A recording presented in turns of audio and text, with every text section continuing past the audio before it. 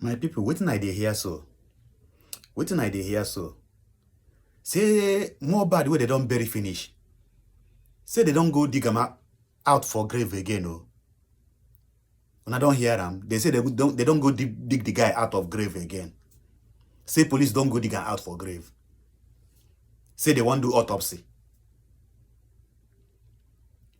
Say they want do autopsy. Say the people, the Naira Marley where they talk say he kill the guy. Say some people they suspect say no be Naira Marley hand in the inside. So as they talk to Nana, in there for police custody, the body, they don't dig am out of the grave. So I go play the video, make una watch am. They even suspect the Mohbad father, say hand there for the death of his son, but he never dey clear. You know, say all this thing na rumor until after the investigation by police, after the autopsy. So make I play the video for now, make una watch am.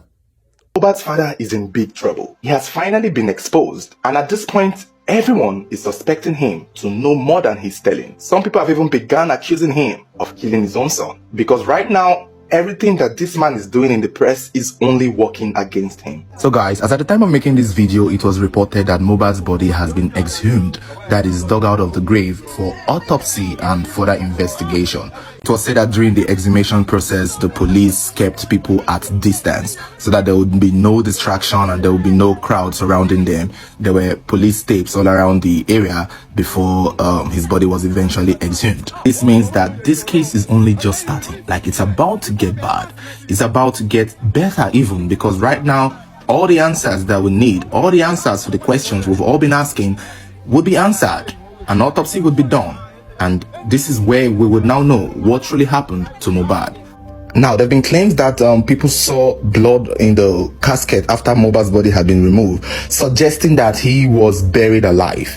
Now, this is just sparking up a controversy, and a lot of people have their opinions. What I can say about it is that usually when someone is deceased, their body still emanates fluid, and that usually mostly happens if the person wasn't embalmed. Now, it's clear that Mohbad wasn't embalmed, because we know he was buried so fast, and embalming takes days, if not weeks, for it to be done. Although it can be done very fast, but for the case of Mohbad, I don't believe, or there's no reason to believe, that he was embalmed, which meant that blood was not drained out of his body, nor was any of his bodily fluid drained out of him. So it is very likely that the reason why there are bodily fluids in the casket after his body was removed was because he wasn't embalmed. Initially, we all thought and we all agreed that Mohbad was buried too quickly, despite not being Muslim and despite not dying from a very contagious disease. Regardless of the fact that he's a father and a husband, we all thought his burial was too quick and too rushed for such a person, given the circumstances surrounding the controversy of his death. But it turns out that his father actually had plans of burying him earlier than we complained of.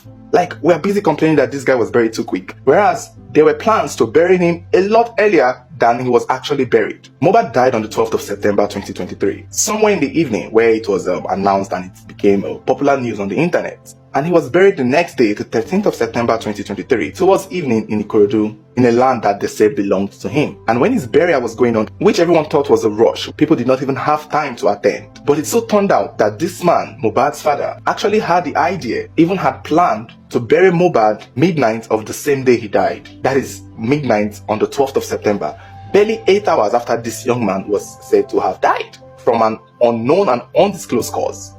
And I'm saying it in English again. The father of this guy, Mohbad, called me. I don't know the time. I don't know that this is what is going to happen. Called me at night, telling me that Mohbad is dead. I felt so bad. I felt so sorry, because I didn't know that boy. It's only the father that I knew. I've never met him before. I know that he's very, very charitable. He's giving money. When he gave his father card, the father celebrated it. I don't know him. I don't pray for him. Now, suddenly, the father said that they are bringing him to bury. They are bringing him. They want to bury him at that night. That I should assemble, I should get shovels, diggers, in order to bury him. And I said that this is not possible, man. It's not possible. Don't do that. I'm a community leader. How can you come and say that you want to bury your son at that time? The mathematics a lot of people are doing right now is judging the circumstances that led to his death and the controversy surrounding him being buried so quickly. He was injected and he collapsed. And his own father was thinking of burying him barely 6 hours later. And this has made people suspect that maybe the injection given to Mohbad was to keep him unconscious so that he would be buried alive. Was that what his father was trying to do? Was the father taking a chance? Was he trying to quickly rush this boy to be buried so that he would not have the chance to get up from the injection? What are the possibilities that Mohbad is not in his grave right now, struggling to crawl out? And they made it so incredibly uncomfortable and impossible for him that even if he was to wake up in his grave with his neck bent, it won't be long before he eventually doesn't get to wake up again.